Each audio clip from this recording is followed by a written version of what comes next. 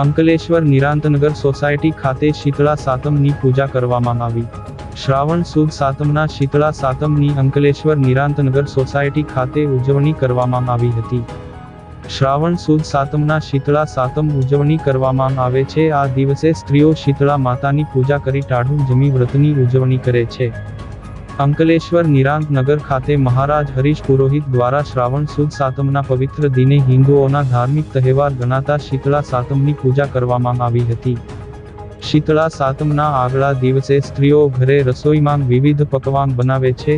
સવારે સ્ત્રીઓ ઠંડા દૂધ, જળ, ચંદન, ચોખા, કંકુ વગેરે દ્રવ્યોથી શીતળા માતાની પૂજા કરે છે।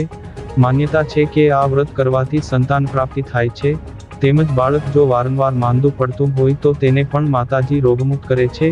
શીતળા માતાની પૂજા અર્ચના કરી વિવિધ પકવાનની સાથે વેલા ચઢાવી આરતી કરી માતાજીની સ્તુતિ કરે છે અને દિવસ દરમિયાન પરિવાર ટાઢું જમે છે।